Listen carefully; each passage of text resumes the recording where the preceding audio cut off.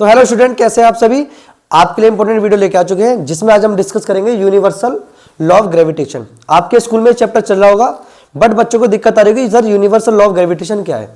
तो इस वीडियो में हम यूनिवर्सल लॉ ऑफ ग्रेविटेशन को समझेंगे, साथ ही साथ उसके एप्लीकेशन को पढ़ेंगे और उस पर बेस्ड कुछ न्यूमेरिकल को करेंगे जो एग्जाम में सबसे ज्यादा पूछे जाते हैं। देखिए, तो अगर हम बात करें यूनिवर्सल लॉ ऑफ ग्रेविटेशन की, तो यूनिवर्सल लॉ ऑफ ग्रेविटेशन वहां लगता है अगर कोई भी दो ऑब्जेक्ट है जिसका एक का मास m1 है और दूसरे का मास क्या हमारा m2 है और उनके बीच में क्या दिया हुआ है, एक सर्टेन डिस्टेंस दिया हुआ है, तो वहां पर यूनिवर्सल ग्रेविटेशनल लॉ काम करता है। ये क्या कहता है आप समझते हैं, कहता है अगर कोई भी ऑब्जेक्ट यूनिवर्स में है वो अट्रैक्ट कर रहा है एक दूसरे को, मैंने बताया कोई भी दो ऑब्जेक्ट उनके बीच में अगर सर्टेन दूरी है तो दूसरे को अट्रैक्ट करेंगे और वो जो फोर्स लगेगा वो कैसे होगा, वो उनके मासेस के प्रोडक्ट के डायरेक्टली प्रोपोर्शनल होगा। यानी सर मासेस के क्या होगा, देखो अब मैं इसको समझाता हूं यहां पर। यानी अगर ये ऑब्जेक्ट के मास m1 है और ये क्या हमारा m2 है, तो जो फोर्स होगा इसका, वो फोर्स क्या होगा, वो होगा, देखो जो फोर्स होगा ना वो इनके मासेस यानी कि m1 इंटू m2 इनके प्रोडक्ट के डायरेक्टली प्रोपोर्शनल होगा। क्या होगा हमारा, डायरेक्टली प्रोपोर्शनल।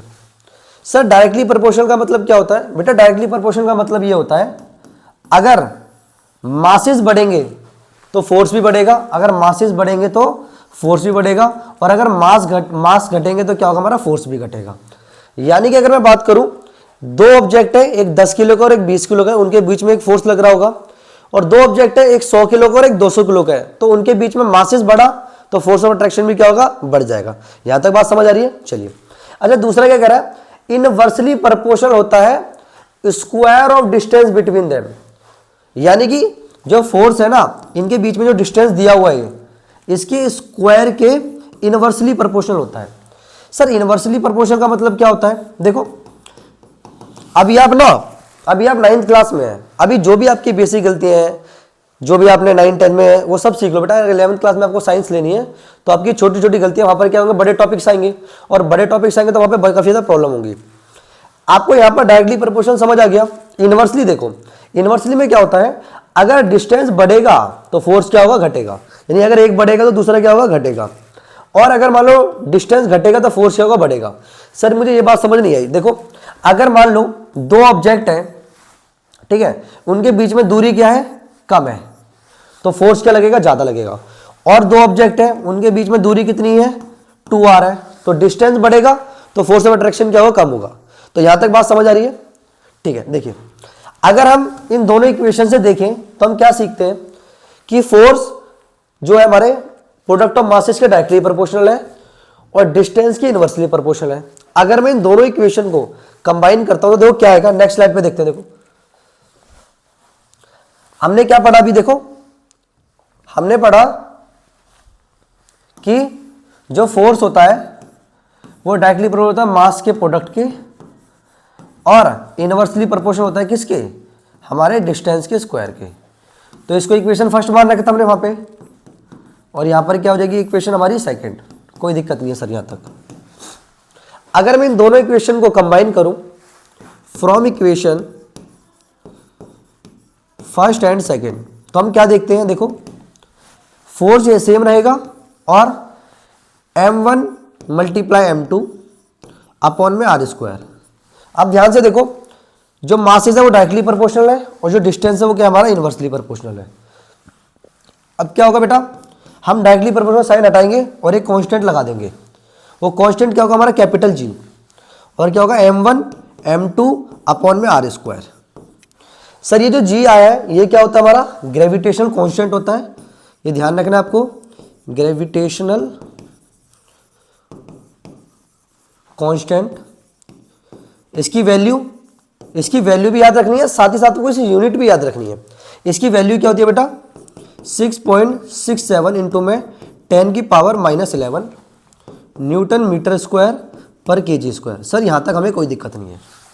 अच्छा ये तो आप 9th में पढ़ लोगे और आपके टीचर ने पढ़ाया भी होगा, बट आपके टीचर ने क्या नहीं पढ़ाया होगा, जब आप 11th क्लास में जाएंगे तो कभी कभार नीट वगैरह में या जेई में कभी कभार इसकी ना अपनी डायमेंशन पूछ लेता है। तो आप अभी समझ लो डायमेंशन क्या होती है, रट लो। देखो इसकी डायमेंशन की अगर मैं बात करूं तो डायमेंशन होती है इसकी m-1 L³ T-2 ये इसकी डायमेंशन होती है। ठीक है, चलिए और अगर हम बात करें इसके बारे में तो जो हमारा कैपिटल G होता है ना, ये एक तरह का स्केलर क्वांटिटी होता है। क्या होता है हमारा scalar quantity. Sir scalar quantity क्या होता है, आपने पढ़ा होगा, स्केलर क्वांटिटी वो होती है जिनके पास मैग्नीट्यूड होता है बट डायरेक्शन नहीं होती। जैसे G, जो कैपिटल G है, इसके पास मैग्नीट्यूड तो है, वैल्यू तो है, बस किस डायरेक्शन में लग रही है ये नहीं है इसके पास, ये स्केलर है। अगर और एक चीज और बताऊं, आगे भी पढ़ाएंगे आपको, जो हमारा कैपिटल G होता है ना, इसकी वैल्यू फिक्स्ड होती है। चाहे आप अर्थ पे हो, चाहे मून पे हो, चाहे आप किसी भी प्लेनेट पे हो, इस पे G की वैल्यू क्या रहेगी, हमारी फिक्स रहेगी। चले आगे देखिए, अब एप्लीकेशन है। एग्जाम में मोस्ट चांस होते हैं कि बेटा, एग्जाम में ज्यादातर चांस होते हैं कि आप पे क्वेश्चन आता है कि यूनिवर्सल लॉ ऑफ ग्रेविटेशन को एक्सप्लेन करो और उसकी एप्लीकेशन को लिखो। तो देखो इसके 4 एप्लीकेशन आपके एनसीईआरटी में दिए हुए हैं।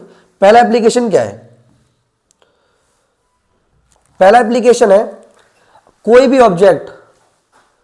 ऑब्जेक्ट अगर हमारी अर्थ से बाइंड है। सर अर्थ से बाइंड कैसे है, जैसे मैंने आपको एग्जांपल बताया था, देखो मार्कर को आपने फेंका, नीचे आ गया। कोई भी ऑब्जेक्ट को आप ऊपर फेंकते हो वो नीचे आ जाती है, क्योंकि जितने भी ऑब्जेक्ट है हमारे अर्थ पे वो सारे बाइंड है किस वजह से, ग्रेविटेशन फोर्स की वजह से। ठीक है, दूसरा the motion of moon around earth. हम ही सभी को पता है जो मून होता है वो क्या है, एक नेचुरल सैटेलाइट है, किसका, अर्थ का। अब वो कैसे घूमता है, वो एक फोर्स होता है मून, अर्थ और मून के बीच में, जो उसको चारों तरफ क्या करता है, रोटेट करता है। उसके ऑर्बिट में क्या करता है, रोटेट करता रहता है, किस वजह से, ग्रेविटेशन फोर्स की वजह से। तीसरा पॉइंट क्या हमारा, motion of the planet around the sun. हम सभी को पता है सन के अराउंड जितने भी हमारे प्लेनेट है वो रिवॉल्व करते हैं, क्यों, किस वजह से, ग्रेविटेशन फोर्स की वजह से। चौथा पॉइंट बहुत इंपॉर्टेंट है, आपने टाइड्स देखे होंगे, अगर आप समुद्र वगैरह में देखा होगा, पानी का एक सर्टेन लेवल तक ऊपर जाना देन नीचे जाना, दैट्स कॉल्ड टाइड्स। वो टाइड्स आते हैं किस वजह से, जो मून होता है वो अर्थ की तरफ क्या लगाता है, एक फोर्स लगाता है, जिस वजह से पानी का एक लेवल ऊपर जाता है देन वो नीचे, दैट्स कॉल्ड टाइड्स। ये 4 एप्लीकेशन दिए आपके एनसीईआरटी में यूनिवर्सल लॉ ऑफ ग्रेविटेशन में।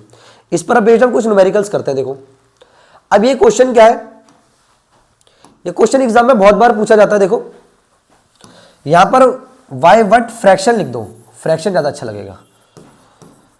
ठीक है, जैसे क्या बोलता है आपसे, अगर 2 ऑब्जेक्ट आर ट्रिपल्ड, भाई 2 ऑब्जेक्ट है, यानी कि मान लो मास क्या होता था, हमने पढ़ा m1 और क्या होता था m2। अब इनका मास ट्रिपल हो गया है, यानी कितना हो गया है, 3m1 हो गया है, और इसका भी कितना हो गया है, 3m2 हो गया है। और क्या बोल रहा है, डिस्टेंस बिटवीन देम डबल, यानी डिस्टेंस पहले कितना था, r था, और अब डिस्टेंस कितना हो गया इनके बीच में, डबल हो गया, 2r हो गया। तो आपसे क्या बोल रहा है, आपको बताना है जो ग्रेविटेशनल फोर्स है उसमें कितना इंक्रीज आया है या कितना डिक्रीज आया है। तो देखो कैसे करेंगे, एकदम सिंपल तरीका है। एक क्वेश्चन ये वाला है और एक इससे अगला है, आपके बाद इसके बाद आपको कोई क्वेश्चन में गलत नहीं होगा। देखिए हम सभी को पता है ग्रेविटेशनल फोर्स क्या होता है, G m1 m2 अपॉन में r²। अब मैं यह क्या करता हूं, इस फोर्स को ना 1 मान लेता हूं, जो पहले का फोर्स था।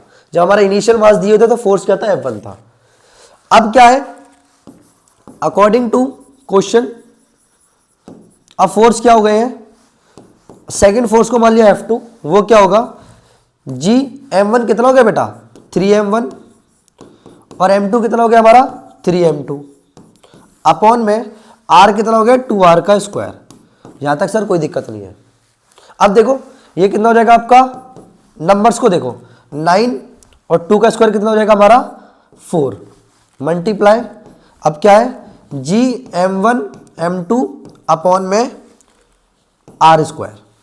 ठीक है, अब ये वैल्यू किसकी है बताइए, ये वैल्यू हमारी F1 की है, तो F2 क्या होगा हमारा, 9/4 F1, 9/4 F1, यानी जो सेकंड फोर्स है ना वो कितना हो जाएगा, 9/4 हो जाएगा F1 का। यहां तक समझ आया। अब नेक्स्ट क्वेश्चन करते हैं। देखिए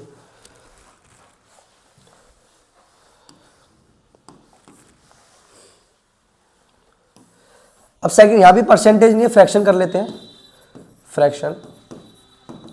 तो देखो अब क्या है, the masses of object are double, यानी पहले ट्रिपल किया था, इसमें क्या करेंगे हम, डबल करेंगे। देखो यानी कि वही डायग्राम बनाएंगे, m1 मास है इनिशियली और m2 है, डिस्टेंस कितना r है सर, कोई दिक्कत नहीं है। अब मास डबल हो गया, नहीं क्या हो गया 2m1 और क्या हो गया 2m2। बेटा डायग्राम बनाओगे ना जितना फिजिक्स में उतने अच्छे क्वेश्चन होंगे। अब डिस्टेंस को देखते हैं, डिस्टेंस हाफ हो गया है, अगर डिस्टेंस r था तो क्या हो गया r/2। सर यहाँ तक कोई दिक्कत नहीं है। अब वही f1 क्या है बताइए, अब तो आप पता चल चुका है आपको, f1 होगा g m1 m2 अपॉन में r स्क्वायर, और f2 क्या होगा, f2 सर g m1 कितना हो गया सर 2m1 हो गया है, और m2 कितना हो गया हमारा 2m2 अपॉन में r कितना हो गया r/2। ये चीज ध्यान रखनी है यहाँ पर। देखो अब नंबर्स को मल्टीप्लाई करो आप, g 2 दूनी 4 m1 m2, यहाँ तक कोई दिक्कत है। अब देखिए अब r का स्क्वायर करोगे और 2 का स्क्वायर कितना हो जाएगा 4।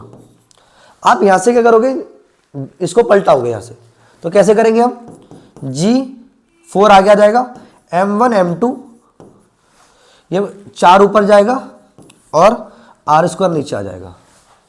अभी कितना हो जाएगा आपका 16 g m1 m2 अपॉन में r स्क्वायर। अभी वैल्यू किसकी बताइए, ये वैल्यू f1 की, तो f2 क्या हो जाएगा हमारा 16 टाइम्स ऑफ f1, ये हमारा फोर्स आ गया। यानी फोर्स कितना बढ़ जाएगा 16 टाइम बढ़ जाएगा। समझ आया आपको universal law of gravitation. I hope आपको ये वीडियो अच्छी लगेगी। चैनल को लाइक करें एंड सब्सक्राइब करें। Thank you.